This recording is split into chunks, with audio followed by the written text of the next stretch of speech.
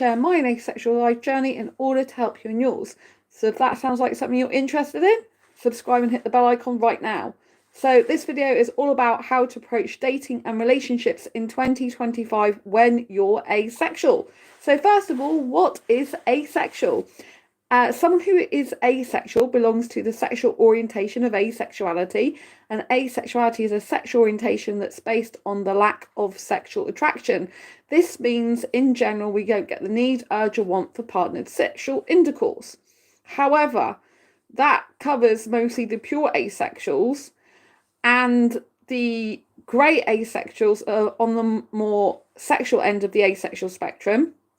So in that case, the grey asexuals do experience sexual attraction under limited, rare, or specific circumstances, or they experience sexual attraction, but not enough to want to act on it. So asexuality is also a spectrum of identities, ranging from the pure asexuals who don't get the need, urge, or want for partner sexual intercourse, and because they don't experience sexual attraction, and those who are on the grey end of the asexual spectrum, like I said. And there's everyone else in between, the sort of subcategories, right? So some asexuals are sex repulsed, that's me these days. Some asexuals are sex neutral, and some are sex positive. Some people can be sex positive for other people, but not for themselves. Like I'm sex repulsed myself, but I'm positive for other people who like it, want it, it's consensual, and they enjoy it. So I have no problem with people having sex so long as I'm not part of that equation, right? And so long as everything's nice and above board, no abuse is going on, anything like that. I just wanted to say my position on it. So dating and relationships can be a lot harder when you're asexual because you don't usually fit society's norms and conventions. There's usually something different about you in terms of the way you are attracted to someone or not attracted to someone. Lacking sexual attraction has two meanings. You can lack sexual attraction as in fully lack it, don't have any sexual attraction whatsoever, or you can lack sexual attraction as in you just don't have enough of it. That would be the grey asexuals. So this makes dating relationship very nuanced, very different, and hello in chat, and obviously this can cause a lot of difficulties. So how should you approach dating and relationships? First of all, you need to know there's nothing wrong with being asexual. A recorded 1% of the population is asexual. So this means 1 in every 100 people you meet is likely to be asexual. So this could be a friend of yours that's asexual, a relative that's asexual, a family member that's asexual, a teacher, a worker. There's thousands of people around the world that are asexual. Most of them are hidden. They're like the hidden sexuality, if you like. I'm very open about being asexual. Hello, everyone in chat. And so because I'm open about being asexual, I like it to inspire people to know that it's okay to come out as asexual. It's okay to be your asexual self. There's nothing wrong with being asexual. Now, just to clear up some myths and stereotypes about asexuality, I've already said that some asexuals have sex, others don't. Right? In the main, a lot of asexuals, probably about 75% of asexuals, I'd say, in my personal experience, don't want, like, or need sex. Right? And a lot of them are sex repulsed, but not every asexual is sex repulsed. So bear that in mind. There's myths and stereotypes. People think that asexuality is the same as abstinence. It's not. It's not the same as celibacy either. It's not the same as not having sex for a year because you just haven't been able to have a partner for whatever reason or find someone to have sex with you. None of these things are asexuality. It's not the same as being religious and abstaining from sex for religious reasons. It's none of these things. Right? These are all myths and stereotypes and are a load of rubbish, right? And some people will be like, oh, asexuality doesn't exist. It's not a real thing. It does exist. I'm definitely 100% asexual. I don't experience any sexual attraction whatsoever. I was born asexual, but didn't realise it till later in my life. Just like heterosexuality is a real thing, so is pansexuality, homosexuality, bisexuality. These are all different sexual orientations. And if you use your logic, your logical brain, you should know that not everyone likes everything in life. This is a fact. You'll never get everyone in the entire world liking everything, right? So if you lose your logical brain, then you will know that there are people in the world that don't want sex, don't like it, and don't need it. This is logical. It doesn't take a rocket science to work out, or rocket scientist to work out, that not everyone likes everything in life. There'll always be someone who doesn't like one thing that probably tons of other people do, right? There are these people. It's obvious. So when people find it so difficult to understand asexuality and why someone wouldn't want or need sex and have to make excuse up and go through, or say it's trauma, or you've had a bad experience, you haven't had my dick yet, which is really disgusting, but a lot of guys say this type of thing and it's hideous, right? You know, it's not about who you have sex with and how much sex you do or do not have, whether you've had a good or bad experience of sex. Asexuality is a genuine sexual orientation that is lack of sexual attraction. This means personally I can kiss someone and I don't want sex with them. This is asexuality. You know what I mean? It's no good trying to make out we don't exist when we do. You only have to look online at other channels. There are other asexual channels. There are merchandise for asexuals, books written about asexuality. I have 2 out bestsellers. You know, if there wasn't asexuals existing, there wouldn't be a market for books on asexuality. And the sooner the world understands asexuality and wakes up to the fact that asexuality is real, the sooner we can have more healthier dating and relationships experience. So you've got to understand that there are going to be probably a lot less asexuals on dating sites, because a lot of asexuals know that dating sites are predominantly made up of people who want to hook up and have sex, right? So you'll find less asexuals on those type of places. But there are asexuals that go on dating sites. How do you know whether you're talking to someone who wants sex or doesn't? You just assume that everyone's heterosexual or that everyone's sexual. So the sooner people of every sexual orientation, particularly heterosexuals, as obviously that's the main sexual orientation in the world still, as soon as you wake up to the fact there are asexuals that exist and there are asexuals on dating sites, the sooner we can start to have more open, honest communication. And when our needs just don't align, we can then move on, right? Because the worst thing is when you're on a dating site and you don't know if the person has the same goals as you for the relationship and life, right? So,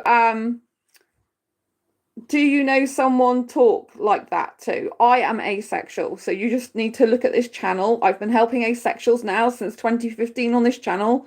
So this is my special expert topic knowledge. So there are hundreds of videos on my channel, thousands, and you can go to any of my channel videos and learn all about asexuality and asexual life.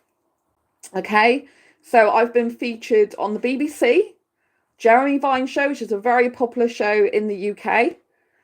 And I've been on FemMedic, which is a very respectable website. I've been speaker at Oxford University for Blue Talks. And I've been on a number of podcasts, including Dr. Al's show in America, which is huge, talking about asexuality. Been on Lifeology Radio talking about asexuality. Again, a huge show, over 3 million listeners per episode. So you can understand that I know what I'm talking about in terms of asexuality. So you just need to go through all my channel videos, as many as you want to watch, and see asexuality in real life context, in daily life, and also the educational videos. The live streams are usually educational videos or movie reviews. And then I do a lot of lifestyle vlogs as well, because I show asexuality in real life context on this channel, rather than just give textbook definitions of it, which is much better to be able to understand asexuality on a deeper level, which is what this channel is all about. It's not about superficial, just, you know, going online and looking up what people say asexuality is. It's about understanding asexuality at a deep, fundamental level. So, like I said, asexuality is not celibacy. It's not that you've had a trauma. It's not that you've had bad sex or anything like that. Anyone can have bad sex, whether they're asexual or not. Anyone can have trauma, whether they're asexual or not. I know people who've been sexually abused who are not asexual. They're heterosexual, for example, and they love sex. So that's got nothing to do with it. So if I'm kissing a guy, for example, I don't want sex. It doesn't give me the urge to have sex. I just enjoy the kissing. Now, some asexuals like a lot of kissing, but we're few and far between. I love a lot of kissing. Most asexuals like a minimal kissing, like a peck on the cheek or a little kiss on the lips. I'm very different to most asexuals in that respect. I'm the only hyper kisser I've ever met in the world. I don't know any other hyper kisser yet. So I'm a hyper kisser, which is very, very rare for any sexual orientation, and especially for asexuals, when the majority of asexuals, I would say, don't like much kissing. And so what does a hyper kisser mean? It means I can kiss for hours and not get bored, literally for hours and not get bored. And I love kissing as one of my main focuses in a romantic, serious, committed relationship. This is rare for any sexual orientation. So I'm also a hyper romantic. I've met a few other hyper romantic asexuals online, but I haven't met any hyper kissers yet. So I don't know if I'm the only hyper kisser in the world. Would be interested to know. When I say hyper kisser, I mean I can kiss for 4 hours nearly non-stop and not get bored, or more. So that is like extreme kissing action there. Do you know what I mean? Extreme. So hyper means extreme usually. So this is not representative of asexuality. This is what I'm like. And why am I telling you? Because I'm trying to explain that every asexual is different and nuanced. And this is what makes dating and relationships so hard in 2025, in the 21st century, right? It's very, very difficult. It's very difficult for anyone of any sexual orientation to do dating in a good way and to get into a serious, committed, healthy relationship. There's loads of times people can hook up on dating sites, people can have relationships, but having healthier relationships is another ball game, right? And if you want a good life, if you want a happy life, you have to be able to have difficult conversations in relationships and be prepared for that in 2025, right? Dating is not about just hooking up, right? Unless you just want to hook up, then you have to make it clear in your profile. So asexuals don't usually want to hook up because we're not focused on sex. So for asexuals, we're focused usually on the mind, the personality of the person, the soul of the person, and the character more of the person, what hobbies and interests we've got in common. Whereas heterosexuals, many heterosexuals are focused on the sexual attraction, how physically they are attracted to someone. But just having physical attraction for someone doesn't make you compatible. So you need to approach dating and relationships with multiple layers, if you like. One of them is you need some attraction there, where it's an attraction to their personality, where it's an attraction to the person's looks. There needs to be some type of attraction between both you and the other person.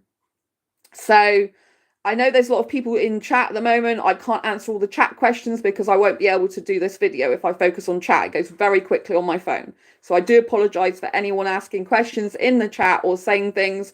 I'm not going to be able to get to all these questions in the chat. I'm just letting you know that in advance because I need to give this information to the people who are listening. And if I keep stopping, it's not going to be any good.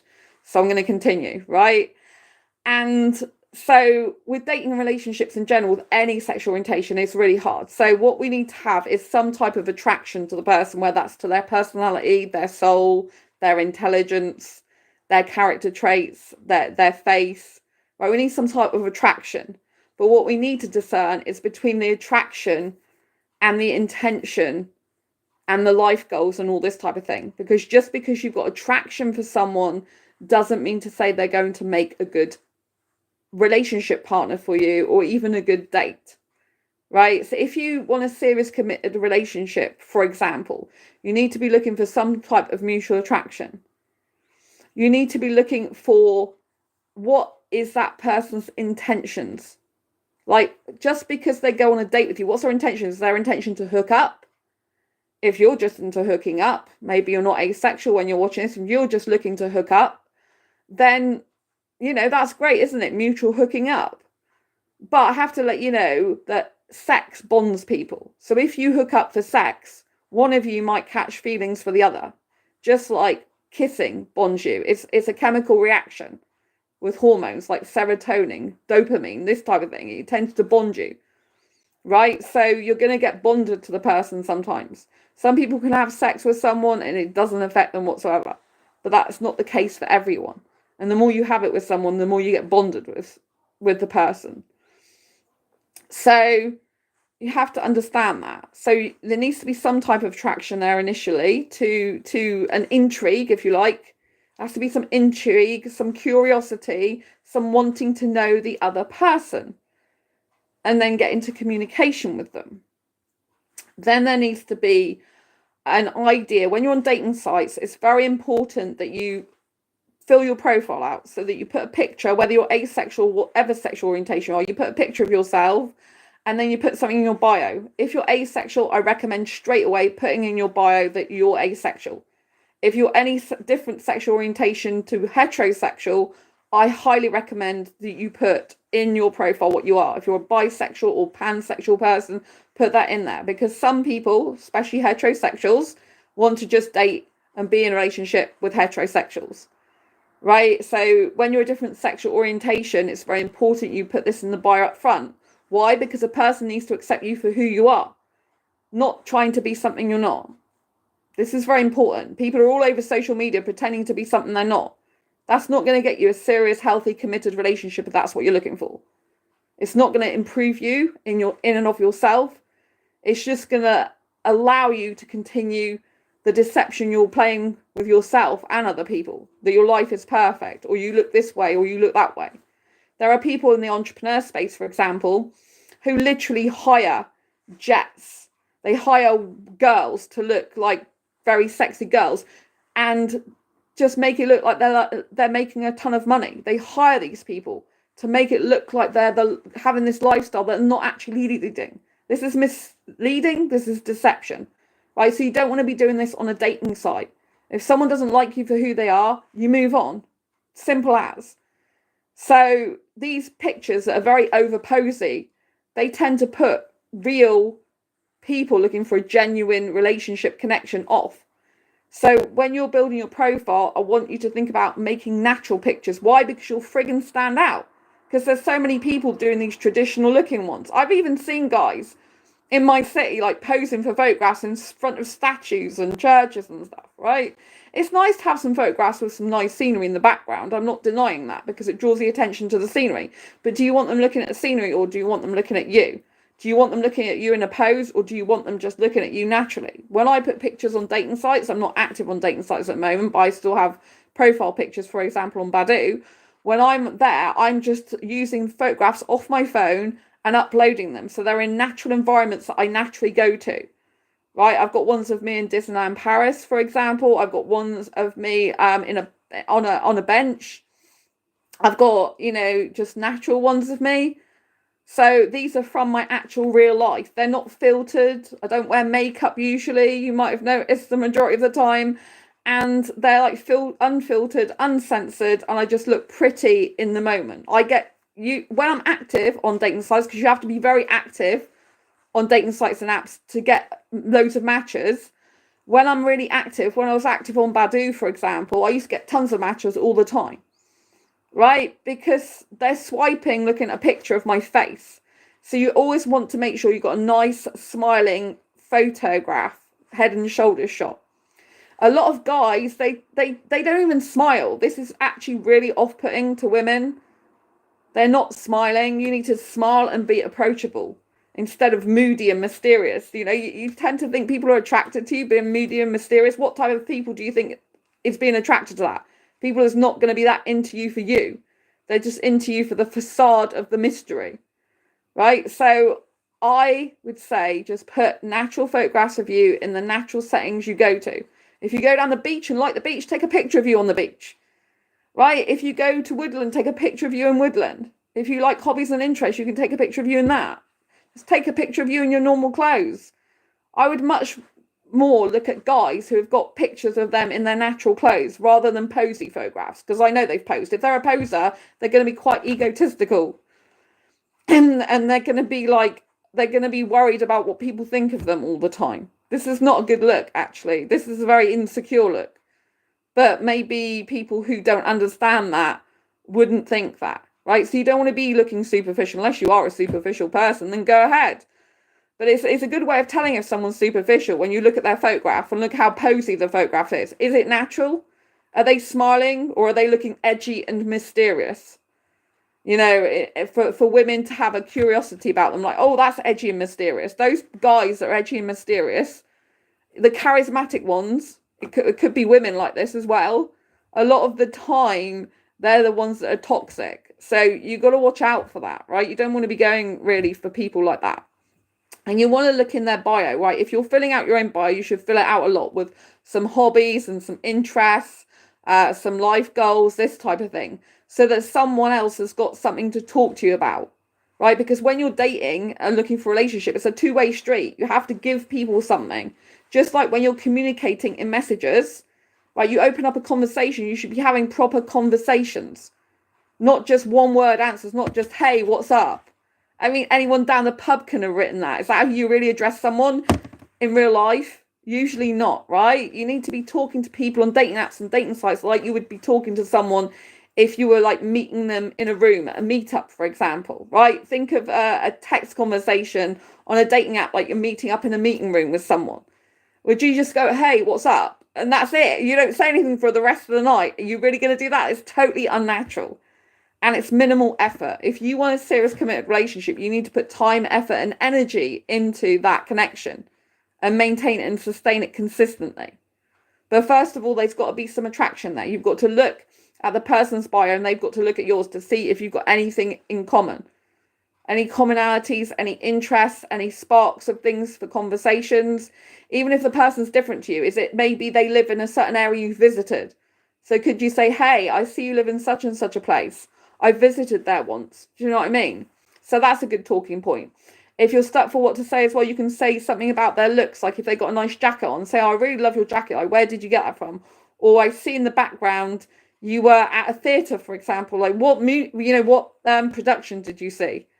Or I see you look like you're in a cinema foyer. Like what cinema was that? Like what movies do you like to watch? You know, I see that you like tennis in your profile. Like how often do you play tennis? These type of questions are really good because they open a discussion. You want to be opening discussion and using like open questions. Try to ask open questions which don't just invite a yes or no answer, which invites something more. But you've got to keep the conversation going as well as them. You don't just say, if someone says, how was your day? You don't just go, my day was great, thanks. That's not actually how you should answer that question, right? You should say, oh, my day was good in such and such a way, or it's bad in such a way, and give them a little bit more to go on. Like, oh, my day was quite exhausting, actually. I had to like stay on half an hour extra work, you know? And now I'm just chilling out. And they're like, this type of thing. And like, but I've really liked, receiving your message.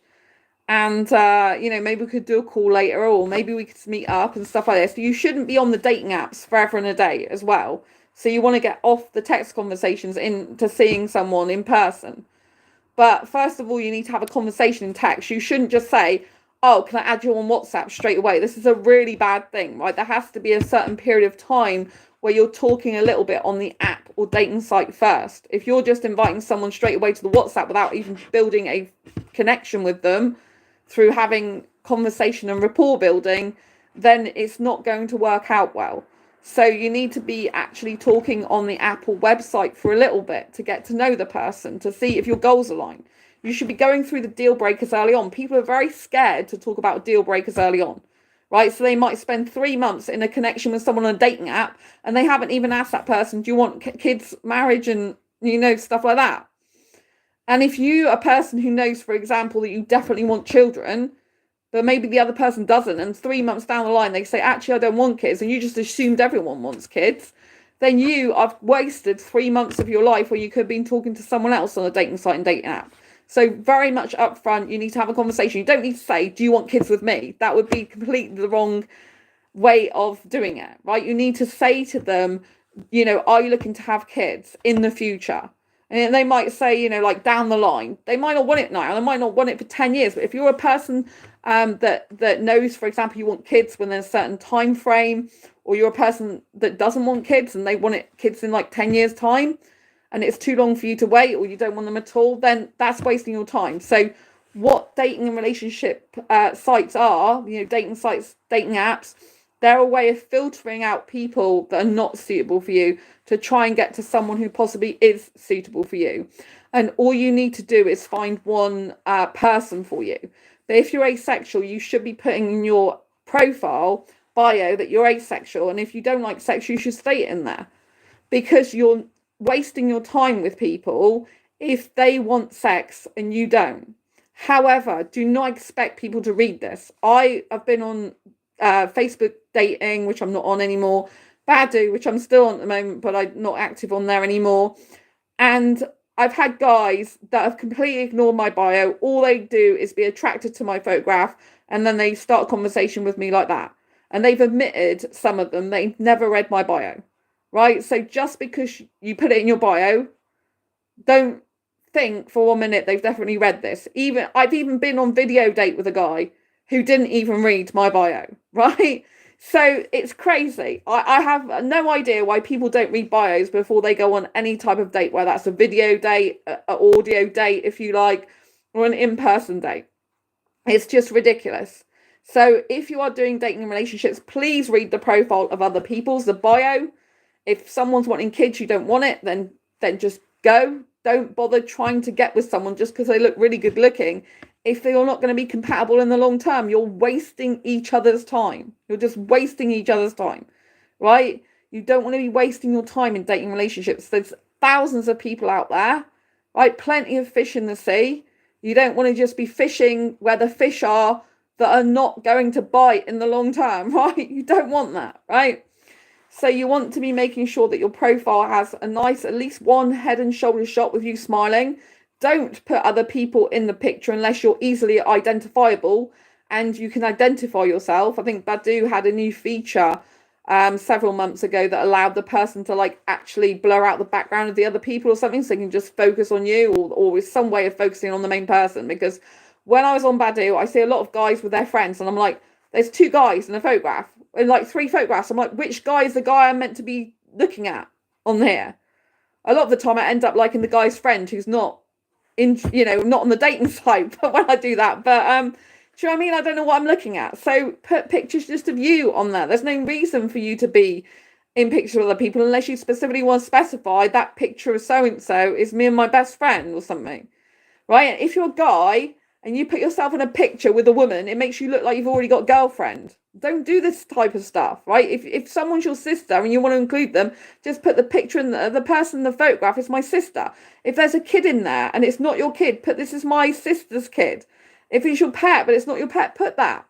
Don't lead people on by what they see in your photographs, right? Don't make out to be something that you're not. And, you don't want to be in photographs with other people, really.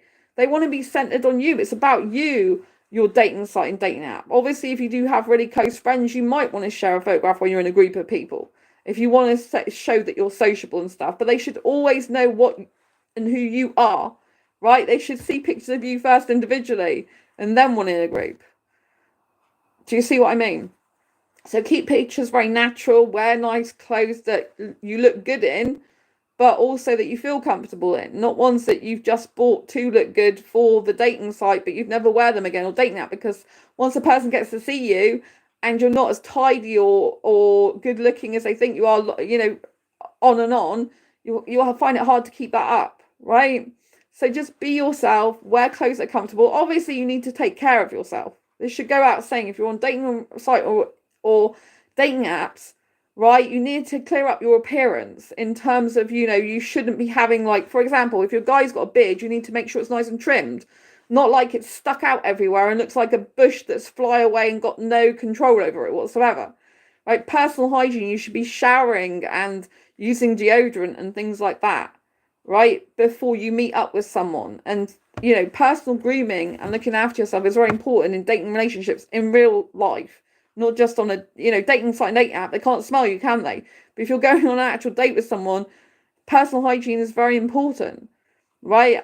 Guys who don't clean their teeth, for example, what the hell is that? Before a date you should be cleaning your teeth, but any person should be cleaning their teeth. I'm talking about guys a lot because I'm only attracted to guys. That's why I keep bringing guys up. This is the same for women. Women should be like, making sure they're clean, washing their bodies and things like that.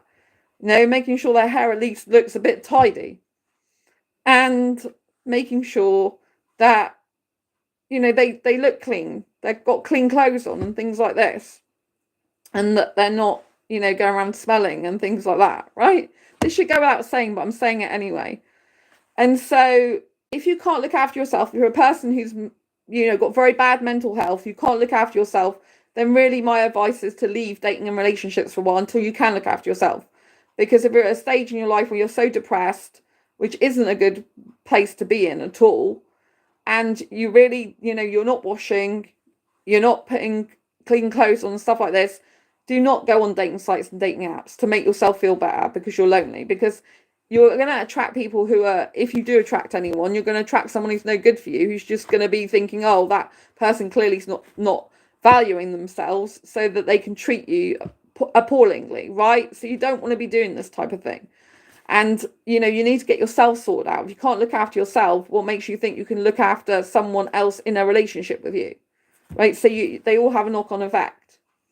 So we've talked about attraction, initial attraction for whatever reason, and then we've talked about the bio and the photograph. So we want natural head shots, head and shoulder shots at least, and we want nice bio where we've got a few hobbies and interests, and say what you're looking for. Like, I'm looking for a serious relationship. If you're looking for a hookup, just put you're looking for a hookup, right? Be honest. And be honest about the things in your profile. I see guys, I'm going by guys, but I'm sure women do this as well, because I'm only attracted to guys. I see guys that just list like everything they can possibly list, like on Badu when I was active on there. You've got like hobbies and interests, and you've got different interest groups, right? And you can pick all these different interests from a list. And one guy must have had about 50 interests. I don't believe that's the case at all, right? He was using it to try and make sure he got more matches, because he wanted to get more matches. But we're not on dating sites and dating apps to get more matches. We're there to find the right match for us. We're not there to get hundreds of thousands of people to like us. We're there to get that one person. If you're monogamous, we're there to get that one person. We just need the one person, our person, to find us. And if we keep trying to attract hundreds of people or whatever by our actions, all we're doing is chasing people to like us. We're not actually chasing the dream of being with someone who loves us genuinely, who genuinely cares about us through thick and thin, right? If you're looking for just a hookup, something casual, make sure you put that in your bio. Unfortunately, there's a lot of people on dating sites and dating apps these days that are avoidant of relationships, that are just looking for a hookup and something casual. Why? Because they're not learning how to have healthy relationships. They're not growing themselves. They can't say sorry. They can't take responsibility and accountability for their actions. So instead of actually thinking, I've got these difficulties, I'm avoiding situation, I'm avoiding intimacy, they carry on avoiding intimacy. And this is not a good, healthy thing. Hi, Jonathan. Nice to see you. So we need to be making sure that we're not displaying these types of avoidant behaviors, because avoidancy just leads to more avoidancy, right?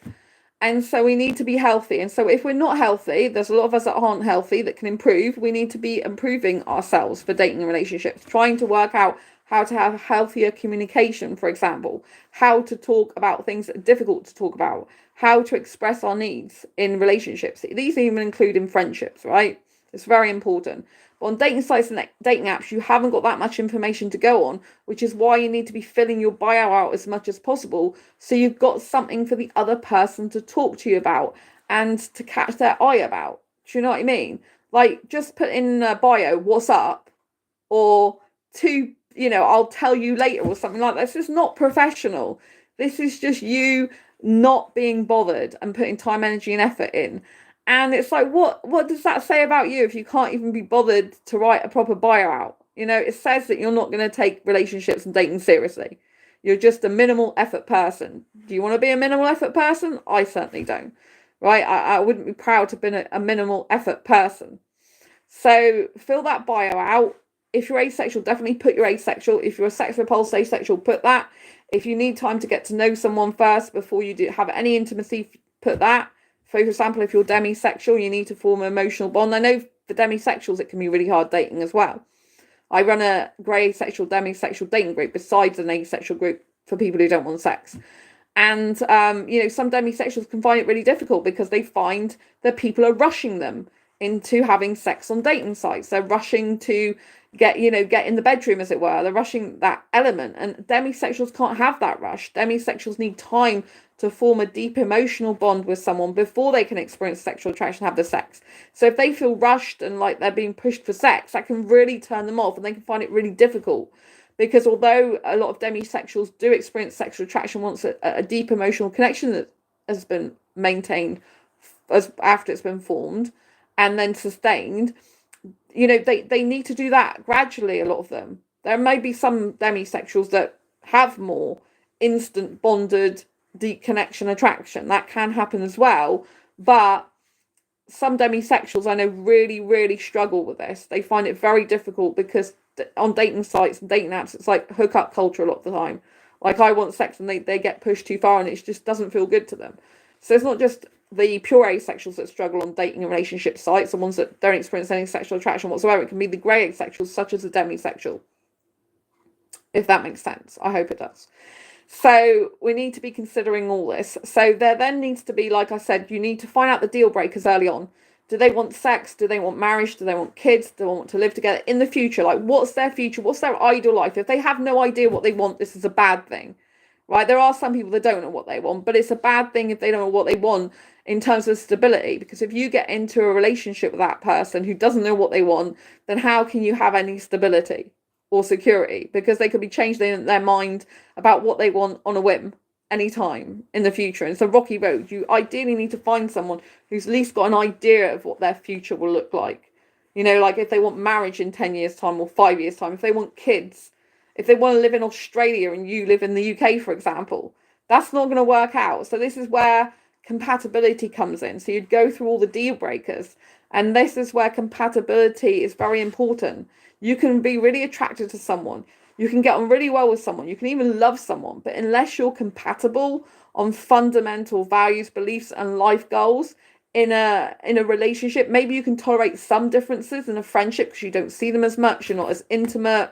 You don't have the same type of relationship. But if you're in a serious, committed, romantic relationship, for example, it doesn't have to be romantic, but a serious, committed relationship, then if your values and beliefs and life goals are very, very different, then it's not going to be compatible. If that person, for example, if that person wants kids and I definitely don't want kids, that is going to be uncompatible.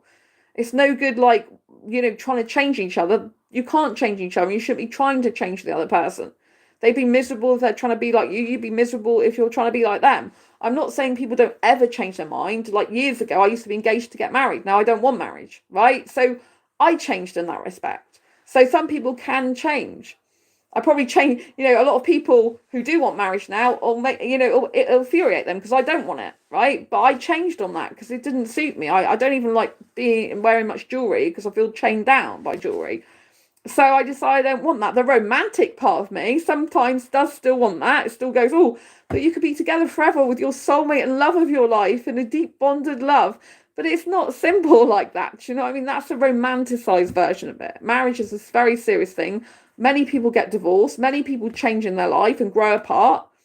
So you have to be thinking about all these things, And I'm not saying it's wrong for everyone to get married. I know 2 asexual couples where both people are asexual and they're very happily married and they seem very dedicated to their partner. I don't ever see them splitting up there. I think they're very healthy, from what I know of them, they're probably very healthy relationship marriage dynamics where they're going to be together forever and treat each other with care, respect, and love, how it should be, right? But not every situation's like that, okay?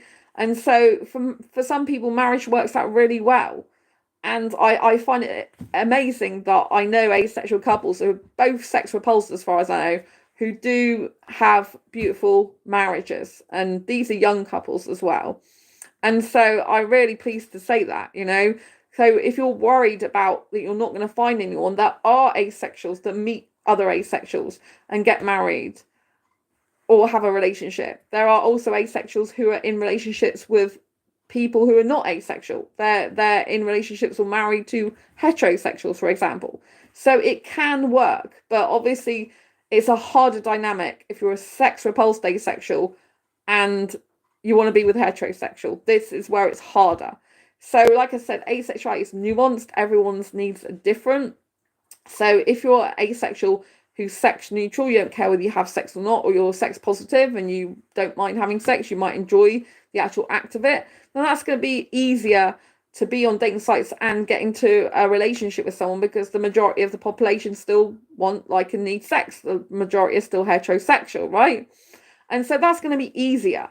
But just because you're asexual, like a sex repulsed asexual, doesn't mean to say that you can never get someone. Because, like I said, I know asexuals that are with other asexuals. But again, it depends. Like, you need to think about terms of compatibility, like life goals, like I've mentioned, deal breakers, like sex, marriage, kids, living together, this type of thing.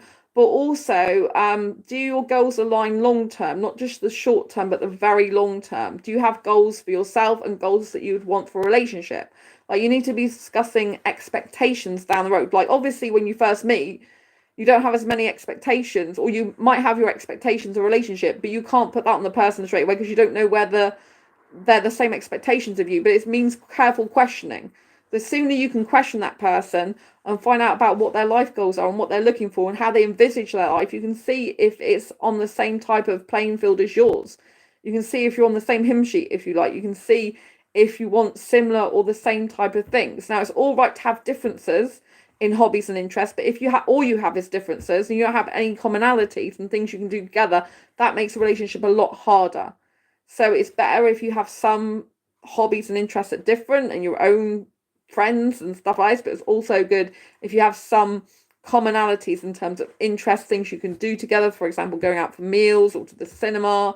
Maybe you're both beach people, you like going to the beach or countryside and this type of thing, right? There needs to be some things that you can do together in order to have dates and build on the rapport and build on the relationship outside the home. You don't just want to be having a relationship inside all the time. If you're very, very introverted and socially awkward, then maybe you want to stay in more, obviously. And then it's better if you find another person that's also, more introverted and or at least allows you to have that introverted time on your own. But, introverts and extroverts can pose different difficulties. Jonathan, beach people reminds me of the kids. What does it say? Oh, the Kens in the Barbie movie. That's really funny. I'm not a beach person, but I used to live near a beach for years. But thank you for that.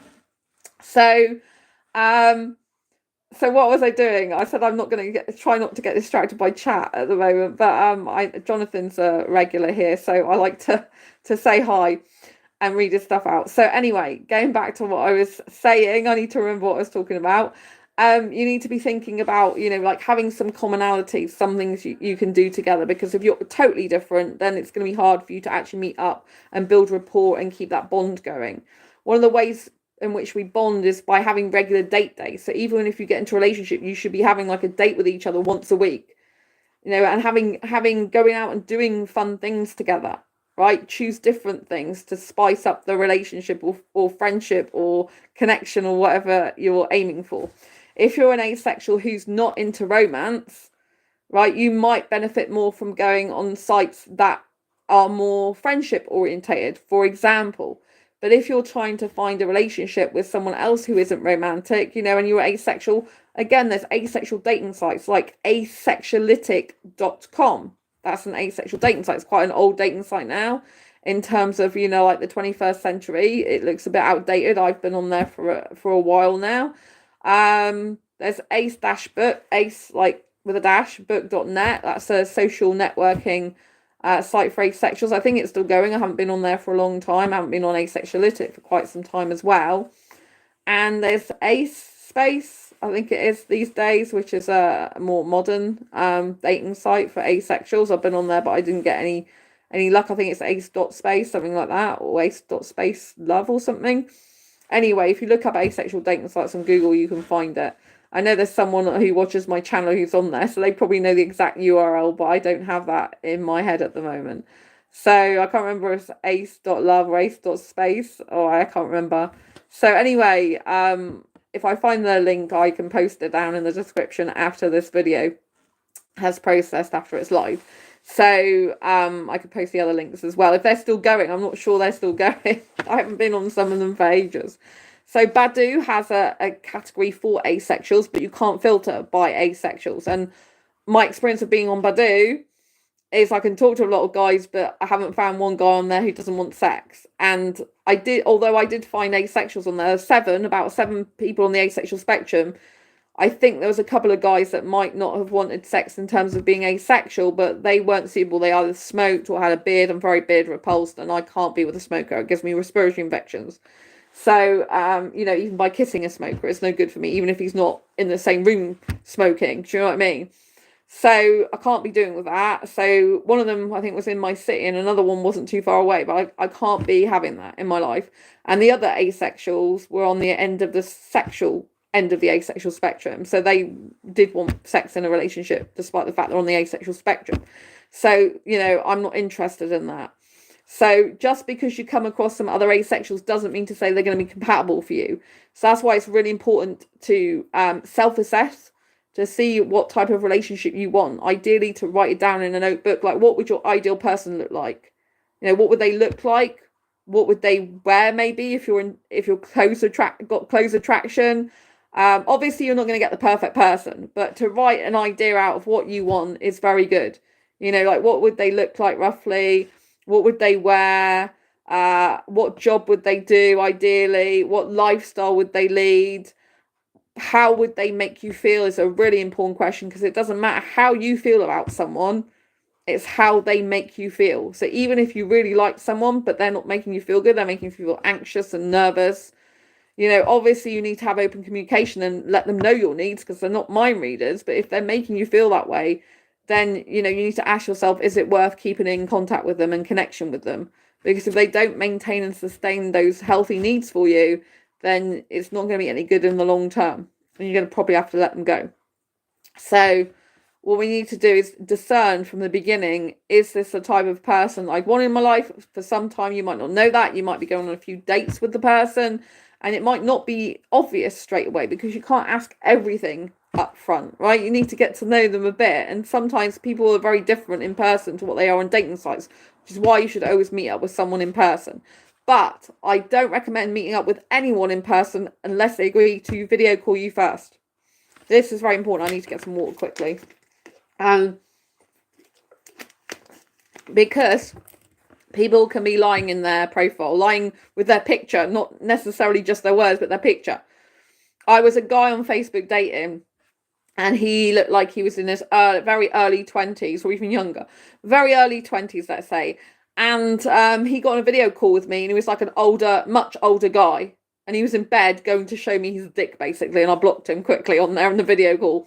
You can do like video calling on Facebook dating in the app itself, and I'd recommend trying to do that. But obviously, if your phone is not good with the dating app videos, or if you have connected offline, off that dating site or app, then, use your own video like Facebook Messenger or whatever you do, Instagram or whatever you use. A lot of people use WhatsApp. I don't use WhatsApp. So the good thing about doing this is you can always block them afterwards if they're not suitable for you. Whereas if you go and use your own phone to phone them, they obviously they got your phone number. They can always get back in contact with you more easily, although you can block people on the phone these days. But obviously if they've got your landline, you can't really go around doing that. So it's a lot harder, but you could just let it run on message or whatever. But you need to be thinking of your safety. So always video call with someone first. I video call with guys, and I can tell as well how much attention they're paying me. It's like, are they paying me attention, or are they busy looking around the room and doing something else, like on their computer? Are they busy trying to look at the text messages from their friend when I'm trying to talk to them? Are they very is their mind completely somewhere else? You know what I mean? So you can see a lot from a video call with someone. You can see their behavior more. You can see their mannerisms more. You can see how much interest they've actually got in you. You can see the way they live a little bit more, although obviously you're not seeing everything. But always video call someone for your own safety. You don't want to be getting with someone who's that. I mean, this other guy, God knows, I think he was over 60 or something. He's put like a teenager photograph on that. Well, not teenage. I think it was in his 20s. I'm like, what's going on? And I couldn't believe it. I think he's like 60 something. I'm like, oh my God, this is like decades older than me. It's just, it was gross. And then he had bed sheets on and started to move it. I'm like, oh my God, quickly block him. So this is disgusting, right? If you meet someone who's asexual on dating site, don't go around doing stuff like that. Don't go around trying to push them into sex when they don't want it, right? If you're a person who loves sex and doing stuff like that, and you come across a sex repulsed asexual on dating site, just move on. Do not engage. Or if someone's liked you who's asexual, just say, look, I see you don't like sex. I need sex, so I'm going to say goodbye, right? Do not lead asexuals on, just like asexuals shouldn't lead heterosexuals on. They shouldn't pretend that they're okay with sex if they're not, for example. We shouldn't be doing that. No one should be leading the other person on, leading the other person to believe we're something we're not. When, to get someone to like us, get into a relationship with us, because it's no good being in a relationship with someone who doesn't match our needs and who wants completely different things to us. That's never going to work out, no matter how much you like the person. So you shouldn't be doing things specifically to get someone to take an action, because that's called deception, right? You shouldn't be doing something to make someone believe you're a certain way when you're not, if you're not, You should be being your true authentic self. You should be wearing clothes that you feel comfortable in. You should be having photographs of places you've been that are interesting to you and that you like, and having nice pictures of yourself that you would usually, take. If you're not used to taking pictures, then make sure you have a nice smile, welcoming face, smiley, welcoming face. I expect if more guys put smiley pictures on their photographs, there'd be a lot more attraction there, because a lot of them just look grumpy. I mean, a lot of them have got these big fish. I'm like, what the hell is that? Why have guys got this thing like, oh, I caught this big, massive fish? Who gives a shit? Excuse my language. How is that going to grow a relationship? How is that going to make me more attracted to the guy? I say guys because I'm really interested in guys, right? It's like, I don't care whether you've got big fish in your hands. Who cares, right? Does that mean you're compatible with me for a relationship? Well, actually, it would probably be a big no. By seeing the fish, it would really put me off him. But you know what I mean? It's like, what's that supposed to be doing? Well, I'm strong enough to catch a fish. It's like, that tells me absolutely zero about your personality, apart from, well, it probably would tell me something I didn't like about your personality. Is that all you've got? Is that what you think is impressing me? Catching a big fish? That's pathetic, to be quite frank with you. And you know what I mean? It's just a big turn off, right? So you know what I mean? It's just, don't do stuff like that. Put yourself in just like a normal setting that you would usually go to and enjoy. And just take a nice photograph of yourself, looking normal, not like you've posed and that you've had to curate the photograph, right? Just look good for yourself. And so, so we've gone through the bio, which shouldn't be lies, right? Do not do this. I've had some guys who I told I don't want kids to, and they literally changed their profile bio. When for example, I said I didn't want kids, they changed their profile bio really quickly. And I said, I don't want kids. And they're like, I don't either. I'm like, you've got it in your bio that you do. And so they changed it and then said, oh, I don't want them. They literally changed it and gaslighted me by denying reality. So, yeah, you don't want to be getting with those type of people either. So you should never be changing your bio based on what someone else says unless you are that thing. For example, if someone says something to you, if someone says something to me like, oh, I see you don't like sex. So what else will you do for me? Like, you know what I mean? Like, what sexually? Then I've had to put in my bio, I don't like sex or doing sexual things, or doing any sexual acts. I might have to put that, because based on people's feedback of them actually thinking I might still want to do some sexual stuff, I have to be very explicit and clear, right? And obviously, if someone gives you feedback about something in your bio that may be putting people off, valuable feedback and advice, that's fine. But don't just put something in your bio to impress people that's not actually true. That's what I'm saying. So you can change your bio based on feedback, of what would look better, what would work better, or what people were unsure about you, and you should have said that up front. That's fine. Constructive advice that changes it to be helpful. But you don't want to be putting something like, someone says, for example, when I said I didn't want kids, and then changing it to do want kids, when I said I don't want kids, they said they do want kids their bio, but they changed it to don't want kids, just to impress me.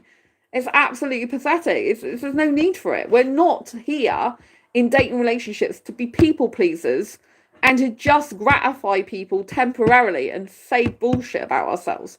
We're here to find genuine connections with people who are like-minded, who genuinely care about us for who we are, and who will be a good match for us, right? Do not lie. I hate liars. I can't stand liars, right? And so there's no need to lie in this world. If you can't be your true authentic self, you need to work on that and ask yourself, why can't I be my true authentic self? Who am I hiding from? And all this type of thing. To thine own self be true, says Jonathan. Absolutely. To thine own self be true. And to other people be true as well. You know, you don't want to get off on the wrong foot. There's absolutely no need to deceive anyone and lie. If you have to lie to someone, then what type of person does that make you? Right? What is integrity? It means you lack integrity. You lack resilience and strength. You need to be your true, authentic self. You need to be who you actually are, not who you think someone wants you to be. Because you can't keep that up in a relationship where you're being someone who you're not actually truly are. You'll end up resenting them. You'll end up feeling not good around them. You'll end up struggling internally. You'll end up being stressed out and anxious. You'll end up wanting to avoid things and situations, right? So you need to be upfront. It's better to actually have a rocky start in some ways, like in terms of like being open and honest and telling people that stuff they don't want to hear, than it is just like bullshitting and saying everything you think a person wants to hear, because that's not going to go well, right? And if you're not compatible, it's better to find out sooner rather than later, because then you can look around for someone else who's more suitable for you, or just enjoy being on your own for longer. Yeah.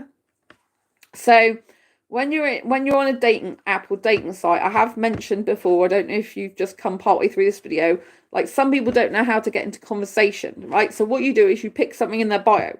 Obviously, if the person hasn't written much in their bio, you can't really talk that much to them, right? Which is why it's important to put stuff in your bio so they can talk to you. So you can pick up on something to do with the clothes they're wearing, the location they're in on the picture, anything that's like, for example, deal breakers. If it says, they've got, I want marriage, want kids, and you don't know when they want them. So then it could open a conversation about, oh, I see, one of your relationship goals is to have kids in the future. Like, how far in, the future do you think that's going to be, and stuff like this, right? You might want to ask that question, but I would usually pick something out, either what the person's wearing, or if I want to say something about the looks, like you've got a cute smile or something like that, or I would often ask them about something in their bio. So if, for example, they said they like movies, I'd then say, oh, what type of movies are you interested in? I love movies too. And, that can spark a conversation. But ideally, you're looking for having a conversation where you ask someone a question, and hopefully you'll ask an open question where they can't just give a yes or no answer. And then they'll give you an answer back, and then they'll ask you something about you. You'll then give an answer back, but you'll also share things. You should be asking each other questions. If you're genuinely curious and interested in a person, they should be responding, but you should also be giving insights into your life and day, because it's only then can you basically have more than just the superficial conversations. You should be sharing a bit of yourself automatically. You don't need to overshare unless you are an oversharer, but you need to like share some things about your life. If all you just say is, if they say, oh, like, how was your work today? You're like, yeah, fine. It's like you're not talking to them. You're not having a conversation. Like, oh yeah, it's great. It was a lot of meetings today, but actually I won an award in work today. And it's like, oh, you won an award. Like, tell me more about that. Yeah, I was like the best in my team for this sales thing we did. And I'm really excited about that. And I'm like, oh, that's great. Like, so what did you have to do for this sales thing then? And what do you like most about the work you do? And how long have you been doing that for? And where do you see yourself in like 5 years' time? Do you think you'll still be in this company, or do you want to start your own business? Like, what is your thinking? And, you can ask them about these type of things. So they should be asking you questions about yourself as well. If you're the only one asking the questions, it's like they're not that interested in you.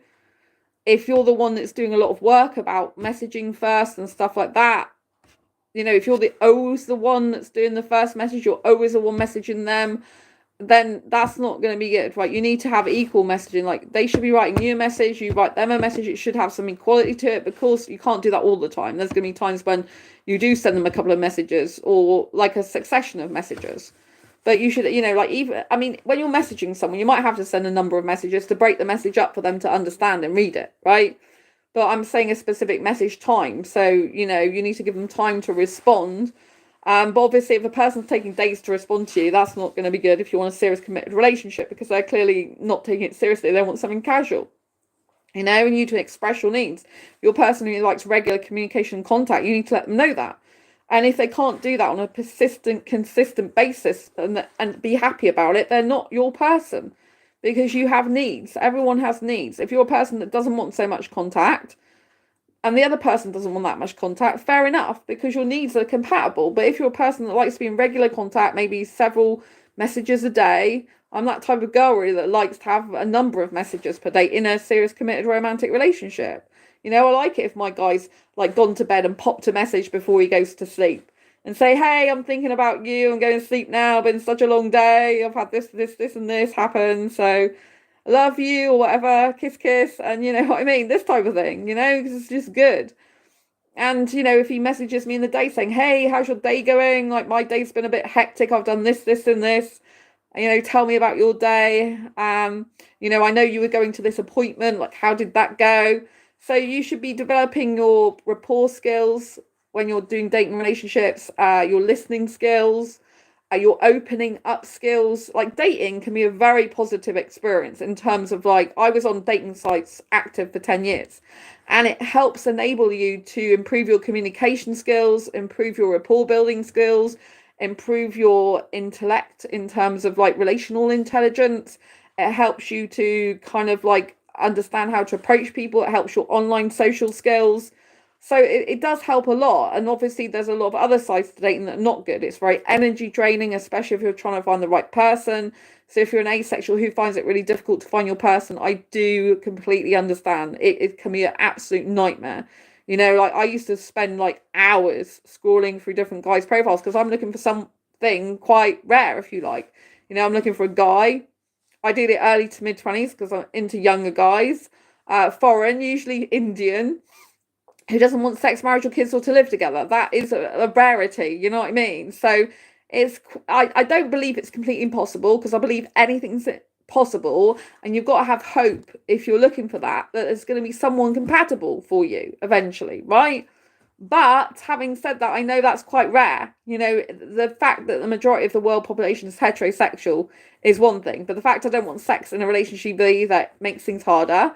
There are going to be a few heterosexuals, for example, that could live without sex, but they'll be very few and far between.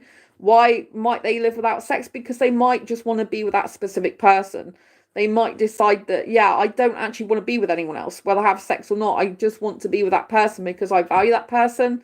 That person's very smart and intelligent. I love their personality. I love their character. I love their soul. I love their warmth. I just feel really good in their company. And I just really want to be with that person. And yes, I might come across a lot of people, but that person is unique. We're all unique, right? We've all got our own USP, unique selling point, which is ourselves. There's no one else like us in the world, right? This means that that person is never going to experience another person exactly like you ever again in their life.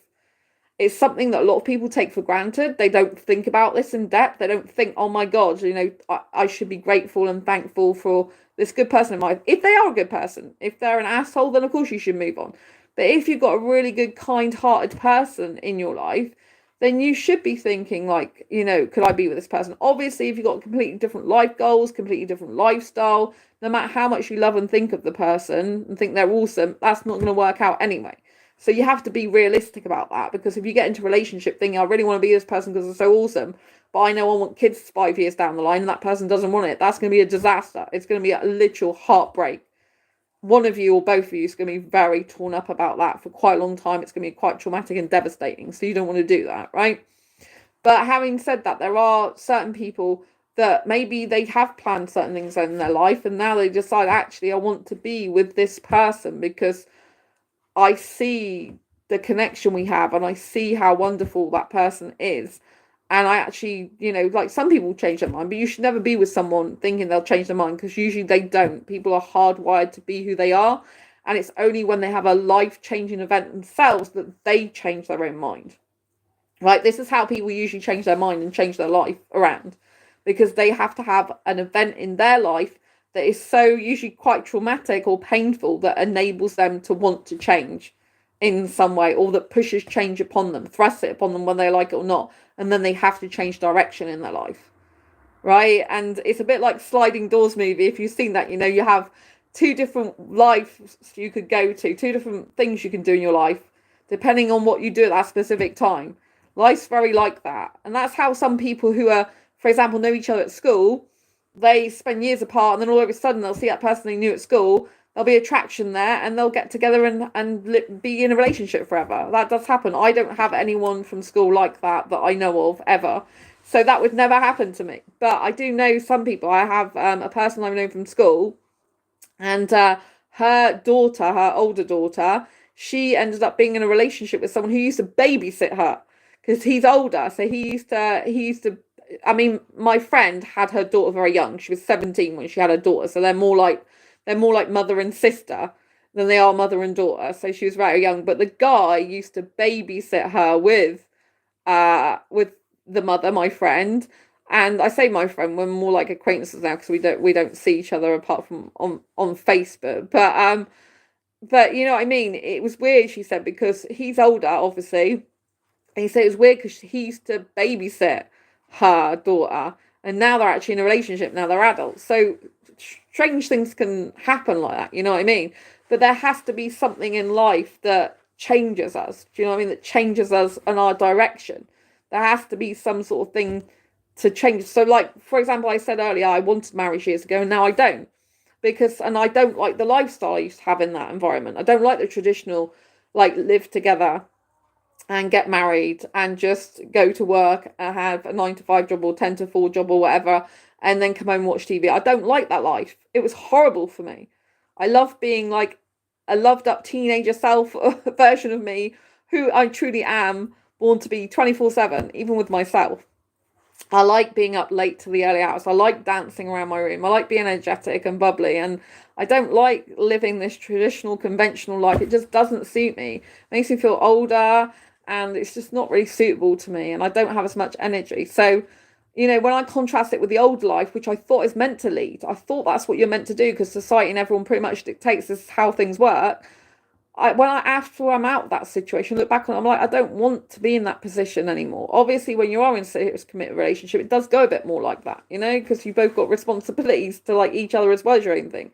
So it can be really difficult to get that balance. But what we have to try and do is not lose ourselves in a relationship. Having said this, when you get into a relationship, you are going to rub off on each other usually. You are going to have to compromise. You are going to have overlaps.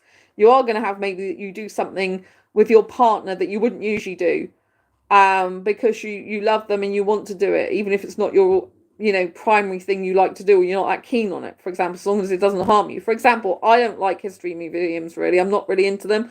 I'm not really interested in history. But when I say I don't like them, it's not to the point where I hate it so much I can't stand even setting foot in a history museum. If I'm on my own, I wouldn't.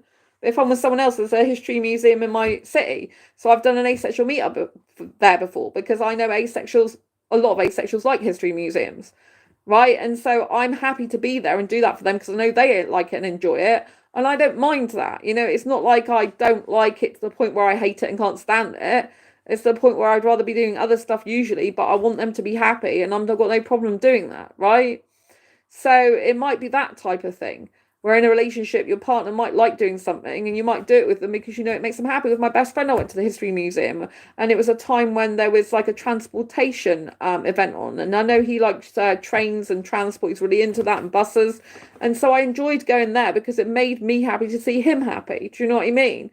And so these type of things you can do. You can have some flexibility if you're okay with that. Obviously, if something goes dreadfully against your morals, principles, values, and beliefs, you can't really do that. And then I'd question whether it's the right relationship or dating connection for you to be in anyway. Do you know what I mean? If you've got completely different values, morals, beliefs, and ethics, that's not necessarily going to work, is it? It might rub you up the wrong way, frustrate you, make you angry. So you have to take all these things into consideration. But you only get to know this as the journey of your dating. But the more you can know about a person up front as soon as possible, the better in terms of deal breakers, definitely, because you don't want to be wasting your time with someone who, for example, does want kids down the line. You don't want it. It's just a complete waste of each other's time. Complete waste of each other's time. So think about these things. But always remember that compatibility is the most important aspect of the relationship. compatibility on life goals, compatibility on goals not just for their self but for a relationship, expectations can be set on both sides. And obviously you need to be looking at, is this person healthy? Are they displaying healthy traits? Right? So if you are in messages and the person, for example, is denying your reality, that's called gaslighting and it's a narcissistic trait. So really you just want to leave that person's life. If they are saying stuff that's blurring reality, say they said something to you, they denied they said it. That is gaslighting. It's denying the reality of what's gone before. This type of person is narcissistic. I'm not saying they've got narcissistic personality disorder, because some people can have narcissistic traits and narcissistic personality disorder is actually disorder, right? But there can be people with narcissistic traits and you don't want to be in there. No one should be blurring your reality, right? You've got to look out for people who are liars. A liar, again, is a red flag for being a possible narcissist. No one should be lying anyway. There should be no need to lie, right? If someone's lying, they're actually quite weak, because they're not strong enough to be their true authentic self and say this is who I am, regardless of whether someone's like not approving, laughing at them, doing whatever. And I would argue, why are you even around people who are laughing at you and calling you weak or being horrible to you? Why are you in that person's life if that's the way they're going to treat you? Do you know what I mean? You need to have self-respect and value and worth. There's people on here that come out on my channel sometimes in comments and they do write horrible comments. I just ignore them most of the time. You know what I mean? Because I'm not going to entertain that. What's the point? They're just being horrible for the sake of being horrible. It's like they've got nothing better to do with their life. Right? But when I'm dating, I can block some of them, but I'm not going to spend all my chat time with you blocking people. That would just be ridiculous. And so I am very careful about messages though. You need to make sure their profile pic is who they say they are, which is where you get on a video call to have a date with them before you have an in-person date. If someone gives you an excuse they won't video call you, just say thank you, but you're not for me. For my own safety, I want a video call with anyone who I'm meeting up with for the first time I've not met in person. That's my rule. And if you're not open to that, I'm going to move on. That's how you need to be, right? Categorically. Because a person on the picture might not be the person they actually are. They might actually be married as well. There's married men, for example. I know there's married women as well on dating sites. I've actually seen, for example, on Badoo, guys wearing wedding rings. And just because someone says they're separated from their partner doesn't mean to say they actually are. You need to look for evidence. Are they actually separated, or are they lying about that? If they call you at weird times, if they only message you at certain times of day, if they don't have a lot of time for you, if they only want to sneakily do something with you, they've probably got other people they're chatting to, dating, or still not split up with their ex, right? You've got to be aware of all this type of behaviour. And, if a person can't say sorry and take accountability and responsibility, again, this is a huge red flag for an unhealthy relationship type of person, right? If you've upset someone, if you said, I'll phone you and you didn't phone them at a certain time, you need to apologize for that and take responsibility. But you shouldn't be making that habit. If you make that a habit, then they should leave your life, because you should be persistent and consistent in communication, in effort, in time and energy, right? You should treat dating and relationship like another job. Like, oh, this is my job that I've got to do. I've got to keep in touch with the person. I've got to foster healthy communication. When I'm not happy about something, I need to bring up my needs with them. I need to let them know how I feel and what behaviour I'd like instead. You don't attack them. You just say the behaviour that's not making you feel good. You express your needs. You communicate a lot with them. However, if in the end of the day they stop being communicative, they don't be consistent and persistent, and basically they did it for the first few weeks or first few days you're in contact, then they start lapsing in their communication, this is a red flag for the fact that they're basically not that interested in you. And they're not healthy for you, because if they're not giving you what you need, then you probably need to split up being with them, split up the dating scenario, split up potential relationship wise, and just move the hell on. Because there's a lot of people out there that will give you persistent and consistent communication. At the end of the day, it's a hard one, right? Because if you really like the person, it can be very difficult. But you have to give them opportunity to prove themselves and put things right, because no one's perfect and you have to do that. But at the end of the day, you can't stay forever in that type of connection where they're not meeting your needs. You have to speak up. And if they don't do what they say they're going to do, then you have to just say, look, this really isn't working out for me, because I need consistent, persistent communication to feel good and connected and safe in the connection.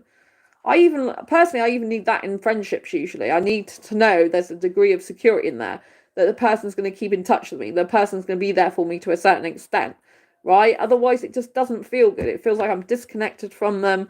It feels like I'm anxious about what's happening. Where do I stand with a person?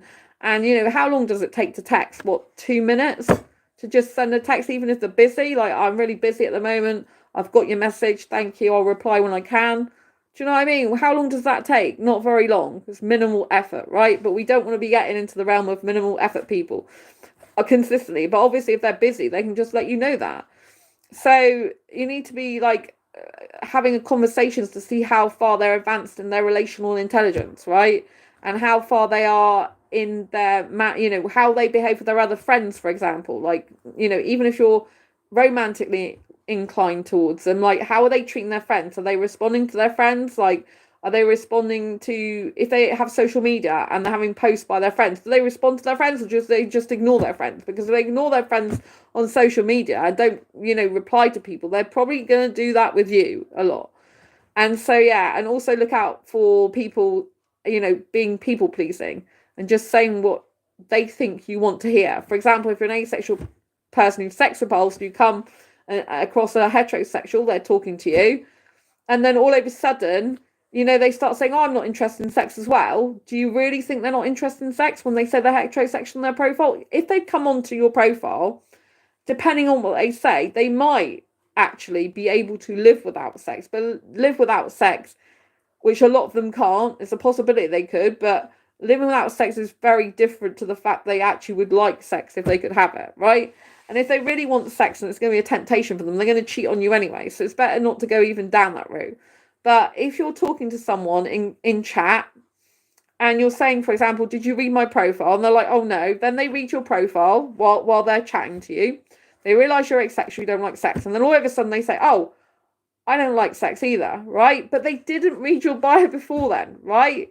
So it's not like they've picked out and say, oh, I see you don't like sex, I'm not that bothered about it, and they've approached you that way. They've actually not even known you don't like sex, and they've changed what they say just so that they can basically get with you.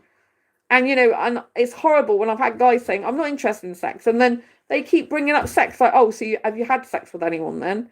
Have you had a bad sexual experience with someone? Just don't ask asexuals this. It's ridiculous. Whether an asexual's had a bad experience with someone or not doesn't stop them being asexual, right? If they don't want sex, they don't want sex. You have to respect that. Otherwise, it's sexual abuse, right? I have to make this perfectly clear. It's like, what do you not understand about no? If someone doesn't want sex, they don't like it, they don't need it, you have to respect that. You can't make someone want it, like it, or need it, or try and persuade them to and push them into it, because this is getting in the realms of sexual abuse. Why would you even want that?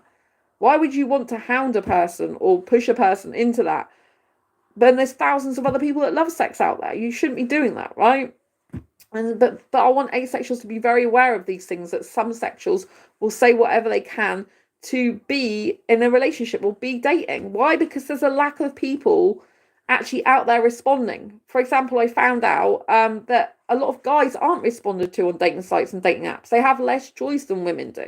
So if they haven't had many people messaging them in a while, and an asexual messages them, for example, even if the asexual doesn't want sex, they might still want to hook up for a date with them, because they might want that date. They might want that close proximity to that person because they're not getting it elsewhere, right? And when someone's not getting something elsewhere, then they go into more of a scarcity mindset, a lack mindset, and they'll get what they can get, even if it's not what they really want. They'll rather have a little bit of something than nothing. Does that make sense? It's the same as a lot of people that get into relationships quickly. It's because they've found a person that they wouldn't usually come across because they haven't got that many options. When you've got more options available, for example, on dating sites, dating apps, you kind of got more people to choose from. You'll be more choosy usually, right? But when you've got less people to choose from, you're more likely to take what you're given. If you've not been dating for a while, if you've not got into a relationship, or if you've not had a connection for a while, and that's what you're desperate for. So it's the same thing with heterosexuals with asexuals. You've got to work out what is their motive for actually dating an asexual. This doesn't mean to say an asexual is not worth dating. They are, if the person has good intentions for you. But if they're just saying something because they want to please you and they just want to hook up with you, then it's not good. I've had guys who will literally travel miles across the UK to hook up with me for kissing. I don't want a kissing hookup, but that's what they'll do. They will literally travel miles just to kiss me because they want my kissing, right? Especially when I put I don't like sex, just like kissing. I just said I like kissing because I want people to know that I'm not completely not open to any affection. I love affection in a relationship. In fact, I love it loads, probably more than some heterosexuals do, but not the sexual type. I love kissing all the time, cuddling. I love kissing more than cuddling though. I love holding hands. I love being physically connected to my guy like the majority of the time, to the point where some guys probably wouldn't like that because they would maybe feel uncomfortable with it, or it'd be too much for them, right? Because I'm a hyper romantic and a hyper kisser and I like to feel connected. But the right guy would be like loving holding my hand, feeling connected, walking around the supermarket kissing like a cute couple, like going on the train and kissing. It'd be quite exciting for him. The right guy would be excited by that and would think, oh, I love kissing too. Let's just have a kiss here and a kiss there. You know, the right type of person, someone who's like me, would like that. But another guy might find that too much because he's not into that.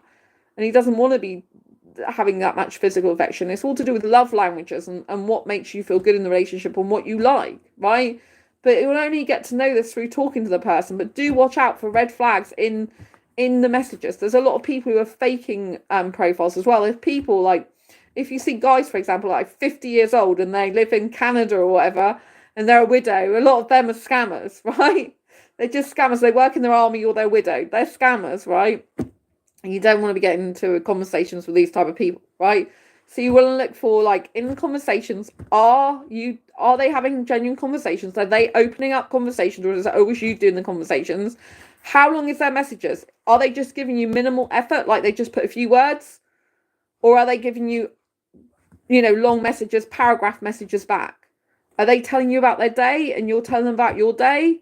Or are they just asking about your day but not giving anything away about themselves? Again, that's like an amber to red flag. If all they're doing is literally asking you questions about yourself and they're not giving anything away about themselves, that really is a red flag. You could call it an amber flag because by talking to them a bit more, they might open up, because they might be a person who's been hurt in the past by opening up. Fair enough, but they need to work from some issues if they've had that. You know what I mean? Because you need to be open in a relationship or friendship or connection. But if it's just one word answers and that's how it's going to be, you can't work with that. They have to give you something to work on. Relationship is work, right? Unfortunately, it's work. Healthy relationships are harder work than unhealthy relationships. I've in Matthew Hussey's Love Life Club. Matthew Hussey is the world's #1 dating and confidence coach with over 3 million subscribers on YouTube. I am in his membership, Love Life Club membership, the yearly one. So I get direct coaching from him and his wife in the club with a group of people. But I've had it one-to-one with the group. They've actually coached me live on a video call with them when I was first in there last year, because I was heartbroken after my last relationship ended. And so, it was really, really difficult. And I'm so glad I joined the club. It's one of the best things I've ever done in my entire life. Right, and I'm learning more and more about healthy relationships, but it's actually harder to have a healthy relationship than an unhealthy relationship. It's harder because you have to express your needs more, you have to clearly communicate your needs, you have to keep reiterating your needs, when you might be getting more of a nonchalant response from the other person. It might be very scary to express your needs when you're made to feel in the past you're not allowed needs, or you can't have needs and you're being too much, for example. And so that can be really, really difficult. I have anxiety, so obviously I have patterns of behavior because of my anxiety, and trying to, for example, hold back more in some scenarios is harder for me, because I usually, as an anxious person, I want to sort things out there and then. That's it. I want something there and then, even in communication, like sometimes I just like want the person like message me now. In my head, I'm like, I'm not telling them and demanding. That's who I am, right? And obviously you got to watch that, because obviously you do. If you're a person who loves a lot of communication, you need a lot of communication to feel safe, happy and loved and secure in a friendship, connection, relationship, then yes, you need to state it, because you still need that regardless if you're anxious or not. And anxious people probably will need that more. And it's okay. But then you just got to not make sure that's excessive. Like, you got to make sure you're not messaging them like 10 times in an hour, for example. That would be excessive messaging, for example. Do you know what I mean? And at the end of the day, if you find that you're the one reaching out to them, or you're the one wanting to talk to them more than they're talking to you, that can cause inequality, and it can leave you feeling frustrated, upset, and anxious more, so you got to kind of hold back, and these things are not easy if you're an attachment style. If your attachment style, I should say, is anxious, because you want the person to reassure you. You want the person to know that the friendship or connection relationship is still okay, right? And so it can be really hard. It can be hard because, you know, like, if you have got someone who's not being as responsive, then why should they have more of your time, energy, and effort? Why? Because if they're being non-responsive, or not responsive as they should be, and it's no longer an equal friendship, that's going to feel like shit, to be quite honest with you. And so you have to change the way you do things. It's not easy. Having difficult conversations about your needs is really hard. It's really like pushing a boulder up a blooming hill. Do you know what I mean? Whereas in unhealthy relationships, you don't really think about the other person. You just say what the hell you want. And also in unhealthy relationships, people avoid conversations that are difficult, avoid expressing their needs. They just avoid a lot of things, which is really unhealthy. So you've not got to be like that, obviously, and you've got to develop and grow yourself into a better person. And sometimes you might end up having to leave friendships or relationships or connections that you've built up for a long time, or even built up for a short time, obviously. So it's kind of really hard, but you've got to take all this into account. But when you're looking in general, always remember, like, is there some attraction there? Like, what are the deal breakers? I'm summarizing now. Like, what are the deal breakers? Sex, marriage, kids, living together. If those are fundamentally different, you're incompatible. What are the life goals of that person? You know, where do they see themselves in like 10 years' time? You know, if they see themselves in a completely different country, that's no good. I've been on asexual dating sites where the person's gone, oh, I want to move to like Australia in 2 years, or I want to move to Canada in 2 years. Like, because I like younger foreign guys, a lot of them in the UK, they're just over here for study. And so they're no good because they're going to go back to their country, which is pointless to me. You know what I mean? It's like, it's just wasting my time. I can't be in a relationship with them because I'm not interested in a temporary relationship, right? So, you know, I have dated a foreign guy that was British in this country, but he was still no good for me. He like wanted a kissing hookup. I didn't know he was like that because he led me to believe he'd be interested in a relationship with me. Do you know what I mean? So, yeah, it's very bizarre. So you've always got to be thinking about these things, right?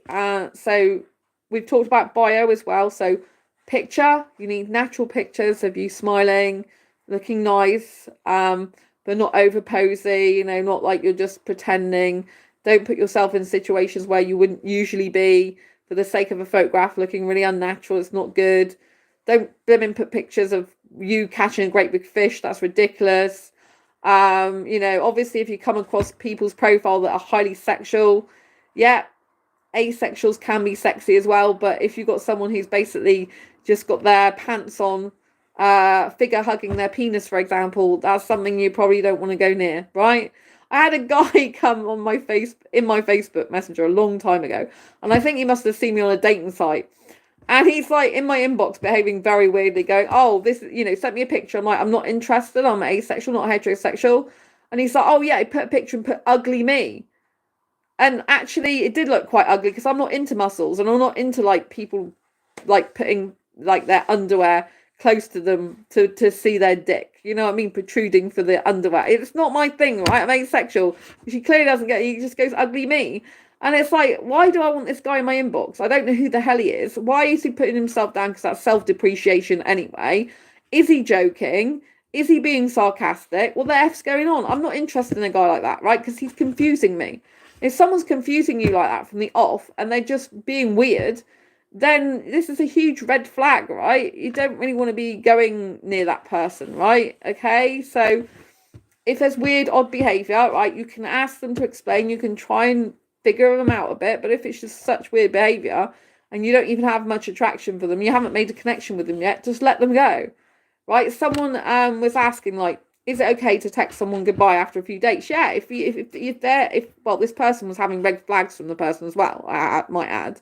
But if you have a situation where you've been on a few dates with someone and there's red flag behaviour, or you just know they're not the right person for you, you can end it in text by sending them a message and saying, hey, look, I really appreciate the dates I went on with you. It was nice to spend some time with you if it was, or I appreciate the dates. Thanks very much. But I've realised that we're going to be incompatible for a relationship. and I want to move on and wish you all the best in your life. That's all you need to do. This way, you're not ghosting the person and making them feel bad and not understanding what's going on. So that stops their trauma, because if you just ghost them, I mean, obviously, if they've been nasty to you, you need to ghost them and just block them, right? If they've been a dickhead, lied, been angry with you, been deceitful or whatever, you don't owe them anything, right? But you might still want to send them a goodbye text for your own peace of mind. I usually always like to send a goodbye text the majority of the time, wishing the person well with their life, right? You don't have to do that every time if there's dire circumstances, but you want, I like to end things properly. I don't like just someone not messaging me ever again or walking out of my life, right? But if they do that anyway, it's their problem, isn't it? If they've walked out on someone that's nice person like me, I think I am, then that's their problem, isn't it? That's their choice, right? So it does happen, if someone ghosts you or blocks you, you can't get back in touch with them. You don't get back in touch with them then. You just let them go. Well, I had someone who was a friend years ago that even just blocked me. And I'm like, okay, that's fine. They didn't talk to me for 10 days. And then they just blocked me. I'm not going to get back in touch with them. They sent me a message, blocked me. That's fine, right? Clearly they weren't my real true friend, right? And we're not compatible for a friendship in the end. That's fine, And these things happen, right? They happen to me. I'm saying this because it's not just you they happen to. They happen to me. They happen to everyone. Right? I want you to know this. It's nothing wrong with you if someone ghosts you or blocks you. Right? Blocking is a way of protection, but it's also a way of people avoiding having difficult conversations. But also, if someone's being an idiot to you, then, you don't owe them anything. But if you've had some dates and you're still on speaking terms, then you can just say, hey, look, I really appreciate the date, but it's not going to work out for me. And I feel it'd be better, to both of us if we can just move on because we don't want to waste each other's time, Because you only have a limited amount of time on this earth, right? You've got to be careful who you spend your time with. You have a limited amount of time on this earth. And you have to decide what's most important to you in this world. And you have to decide, what feels good to you and what doesn't feel good to you. And you have to make sure that when you're on dating sites or dating apps, you don't get eluded by the looks. For example, if you're a person who experiences aesthetic attraction and you get a strong aesthetic attraction, just because you're aesthetically attracted to someone doesn't mean to say they're the right person for you to be in a relationship with, right? Even if you've got some things in common, doesn't mean to say that they're right for you to be in a relationship with. Sometimes it's better if you have hardly anything in common, then it's harder for you to see compatibility, unless you're really, really attracted to them anyway, right? So make sure that you look for things and in the messages. Like if they've been late, if they've been late to a video call, is it a one-off or is it a pattern they've got? You always need to look for patterns. If they've got patterns of behaviour that are not good for you, you'll need to have obviously a word with them, and if they won't improve their behaviour, take responsibility, accountability, but actually change what they're doing, their actions, which is most important. Anyone can say they're sorry, unless they're a narcissist, when they probably wouldn't. But anyone's capable of saying sorry. Even narcissists can say sorry sometimes. It's to their own advantage, and anyone can say sorry. But if they say sorry, then they don't correct the behaviour that they're sorry about. That's not a real proper sorry. Right, someone who takes accountability and responsibility for their actions then actually changes the behaviour that led to them saying sorry. That's when you've got a good person. Usually you've got someone who's a green flag, if you like, because they're willing to accept responsibility and accountability and change their behaviour to make sure it doesn't happen again or is unlikely to happen again, right? But someone just saying sorry, you have to watch their behaviour. Like, are they saying sorry because they genuinely mean it? And they're going to correct the behaviour, or are they just going to keep being inconsistent or not showing up on time, being late, or whatever they're doing? If that's the case, then you don't want to be entertaining that, right? You've got enough stress in your life without having that. Person should not be stressing you out. Having said this, it can be more stressful to have healthy relationships because you have to have difficult conversations. You have to have open communication. You have to be having deep conversation. It might be an inconvenient time when you need to have a conversation with someone as well. Life doesn't work out perfectly all the time where, there's not always you can wait till a better time to talk to a person if it's an appropriate time, obviously, but there's only so much waiting you can do. Sometimes you have to have the conversation there and then if it's going to build up and flare up into a big argument or resentment down the line, or if it's a huge problem. Right, so on dating sites, I don't want you to be afraid to block if you need to, but I'd rather you, if the person you're on speaking terms with, I'd rather you left a message for them so they've not got an experience of being ghosted, which is not nice for anyone. It's always in your head, you're wondering, why did that person leave my life? what happened, especially if you've been talking to them for a while. Obviously, if they've messaged you like hi, and that was it, and you haven't heard from them for 5 days, then you just delete them or block them. It's fine, right? If they said sexual stuff to you and you're asexual, delete them, block them. It's fine. You don't need to worry about something like that. But say you've been getting on well, you've had a few chats with them, and talking about hobbies and interests or whatever, but you realise this person is just not compatible with you, then you can reach out and just say, hey, I appreciate our chats, but it's not really going anywhere for me, and I want to actually find my person, right? Because we always have to be thinking, if we give our heart to the wrong person, if someone who's not right for us is in our heart, then we can't give our heart fully to someone else, and that can be really difficult. As a hyper romantic, I tend to get attracted to my guy friends because I'm attracted to guys, so I tend to have some attraction to my guy friends, and that's kind of difficult because that might always be the case. But obviously, if I got into a serious relationship with someone else, then that would like die down, but because I'm a hyper romantic and I don't experience platonic attraction, I can get attraction for my male friends, which drives me crazy. I rather it wasn't like that, but in order for me to have male friends, I have to know that about myself, because otherwise I'd have no male friends, right? And I tend to, in my life, I've had more guy friends than female friends, for example. Having said this, I've got to be very aware that if I'm too attracted to them, two feelings where it could be too upsetting to remain friends with them, it could cause complications. So you've always got to watch something like that. If a person asks, can you still be friends on a dating app, for example, a lot of the time I would say no to that, because they like you and they're just asking that with a means to actually having something else more down the line with you, or crossing boundaries and stuff like this. So usually if you don't know the person that well, they've only just come into your life, you've had like 5 message conversations or something, then they ask and you say, I realise that this is not going to work for me because of whatever. You say to them, like, you want kids, I don't want kids, or you seem to not like as much communication as me, this type of thing, right? Then obviously they might turn around and say, oh, I do, and improve their behaviour. But a lot of the time they're just saying things to please you, not because they can really live up to your expectation and what you need, right? But if they say, oh, can we keep as friends on here? You've only had 5 message conversations. You don't need to. Unless there's some great connection, you don't need to.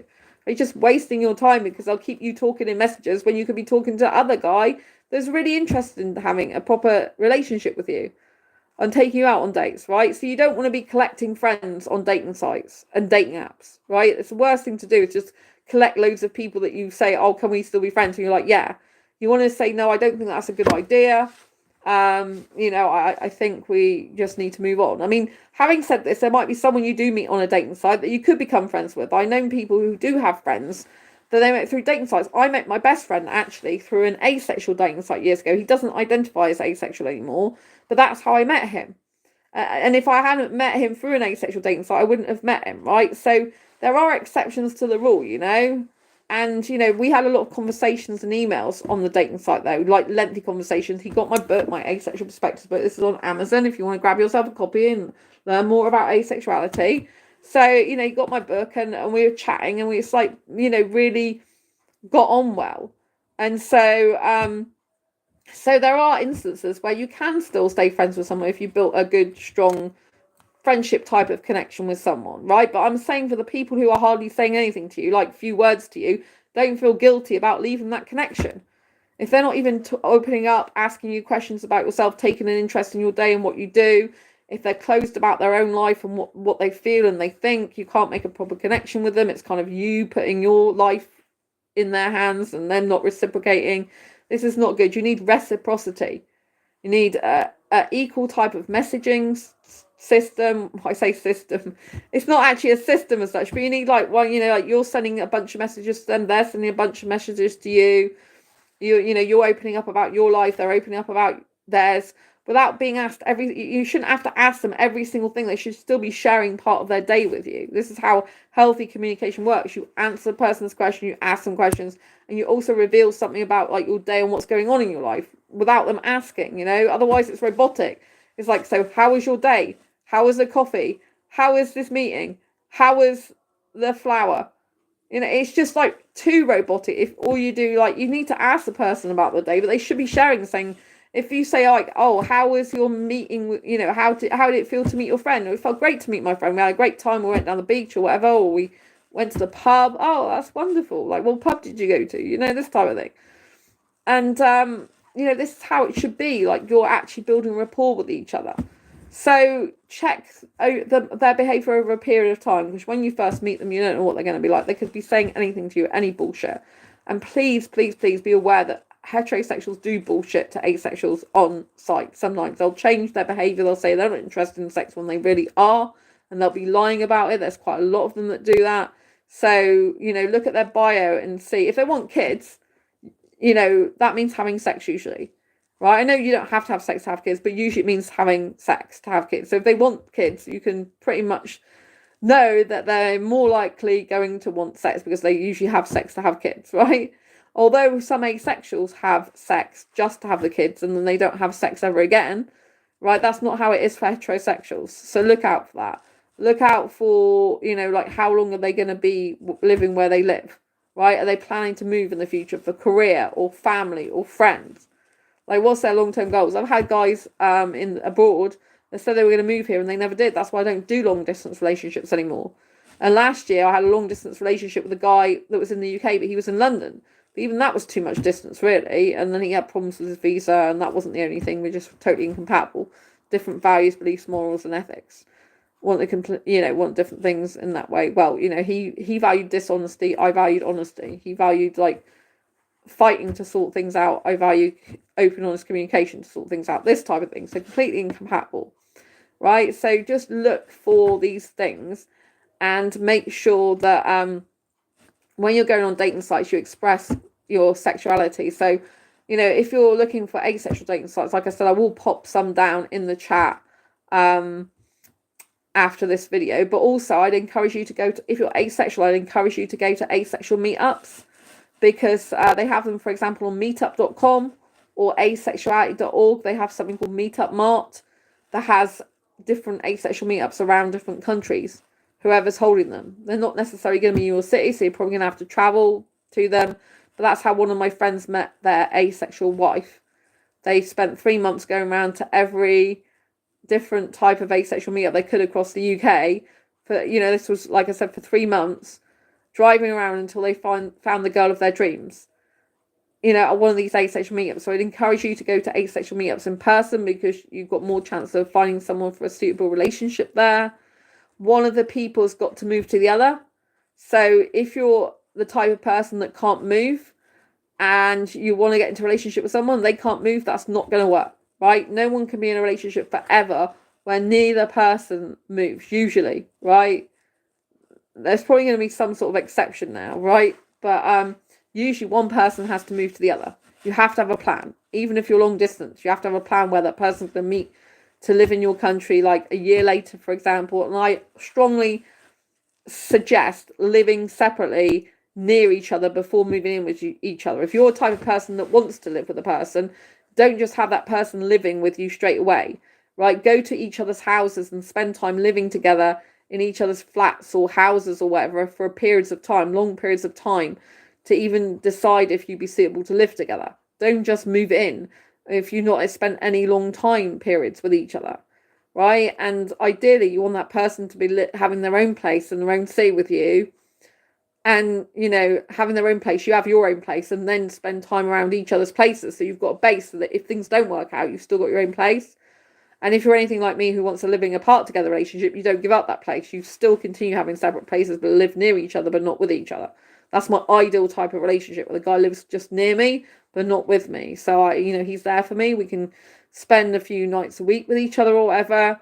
But then I know that I've got my own space, I've got my own place, my own bills, and I've got my own life, so that I've got that security for myself, and I don't need to worry if things go wrong in the future or anything like that. I'm not saying it's good to be pessimistic, it's good to be optimistic, but it's good to be realistic as well.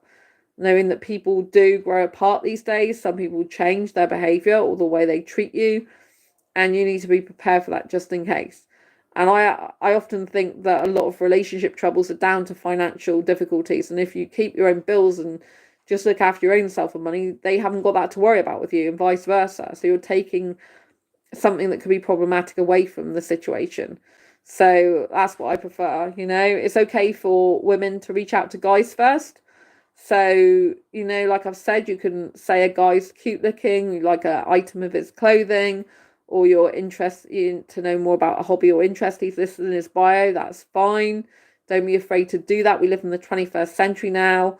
I even hold doors open for guys quite a lot, and they respond to that. Although I'd still like to be held doors open for, even though I'm a young girl, right? So, giving a little wink. Of course I am. And so, I still like that, right? But it's important, to make sure that you're being your authentic self on dating sites. And, there are sites that you could try. eHarmony, I was on years ago. That was quite good paid dating site, That was a long time ago. 2012, I went on eHarmony, like after I split with my long-term ex in 2011. So 2012, I was on eHarmony for 3 months. But when I realised that everyone wanted sex that I talked to, and I put in my bio, I don't want sex, then I had no matches, okay? So I will let you know that, right? There's Match.com, that's quite popular. Badoo, .com is a person. It's a person I'm with. I was going to say Badoo.com is a person. No, it's not a person. It's a dating site. It's so funny, an app. Facebook dating. If you've got it on your phone, you can't access it by PC or desktop. It's on your phone. If it is on there, it's usually a little heart symbol in like the home page settings or whatever.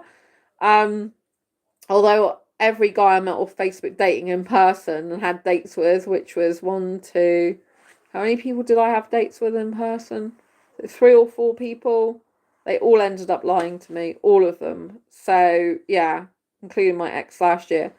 So that's how I met him with Facebook dating. So that's not good. There's Bumble as well, which is where women usually approach guys. There's Tinder, which is known as a hookup. Hinge I've never used, but apparently it's meant to be good. So I've never tried Hinge. I said hinged. Hinge. So you could try that one if you want. Plenty of Fish I tried years ago, but because I put in my profile I don't want sex, they actually ended up removing my profile. So, and they said, oh, it's to do with the glitch saying that you're not interested in sex. It picked up the word sex. I'm like, yeah, but there's other asexuals that I knew on that site on Plenty of Fish that also put they don't want sex in their profile because they told me, and they didn't get kicked off the site, but I did.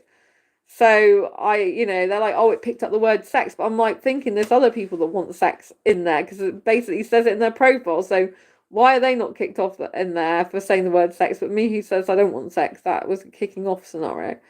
So you know what I mean? There's quite a lot of dating sites and dating apps, but I went on a dating detox after my last relationship ended last year.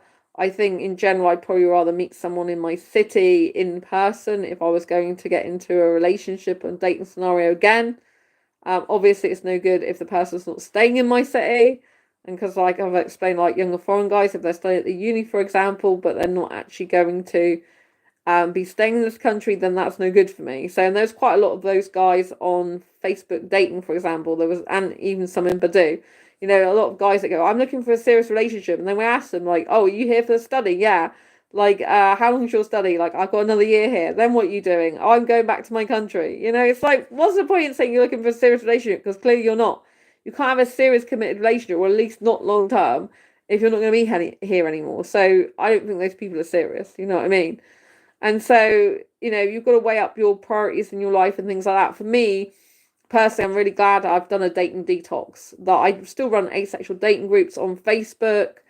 And, maybe one day I'll meet the right guy for me. But at the moment, I'm glad that I've got my time back and my life back, because I used to spend hours on dating sites, scrolling and messaging.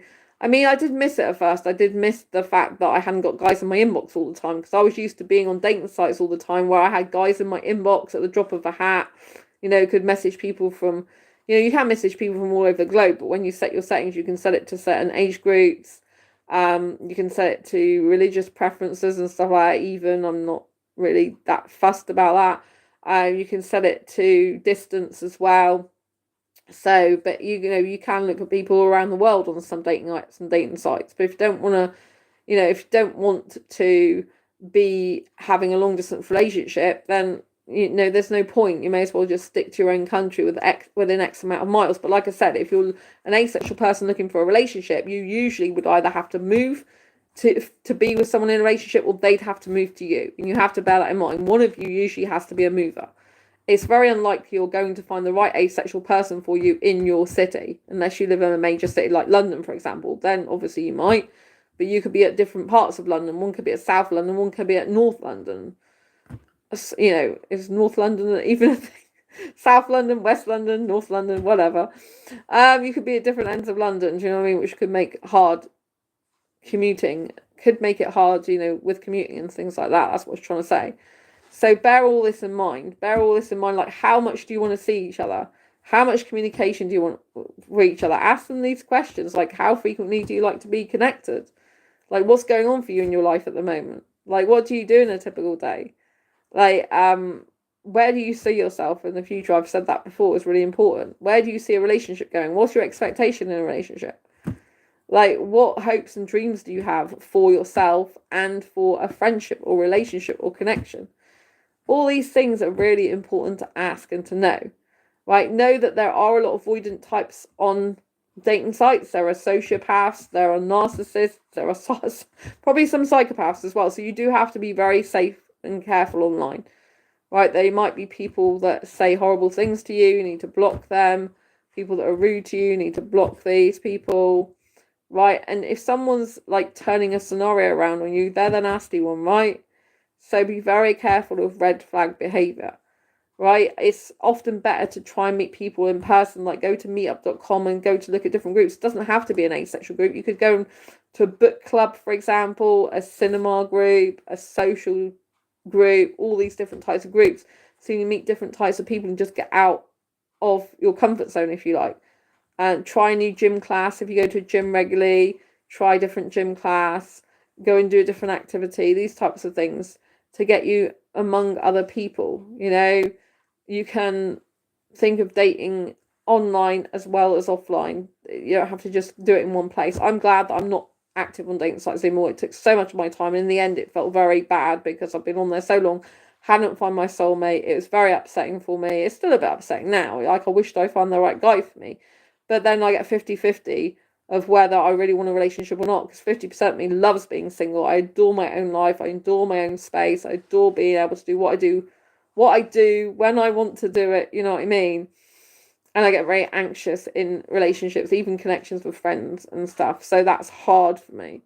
But part of me does still want to find the right guy, you know, like who's really conversationalist like me, individualist, and who likes a deep, committed, caring partnership and that, which I haven't met that type of guy yet. So anyway, just stay strong, stay resilient, stay in love with yourself and in love with your life, which is the most important thing, right?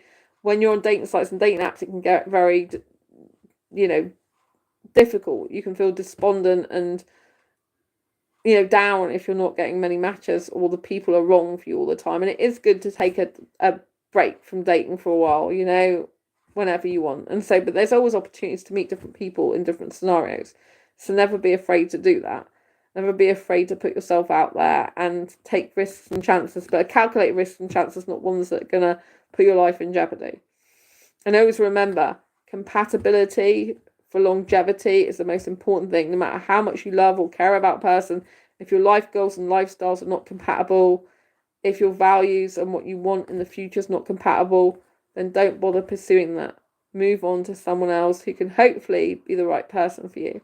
I hope you found this video useful, helpful, insightful. If you have, please pop a thumbs up. Don't forget to subscribe if you haven't already. Hit the bell icon so you never miss an episode. Remember, asexuals are all different with our likes, wants, needs, our physical touch needs, this type of thing. So if you are come across another asexual, don't take it for granted. They're going to be the same type of asexual as you. If you're an asexual person yourself, or if you're a heterosexual or some other sexuality, don't just take it that every asexual is the same, because they're not.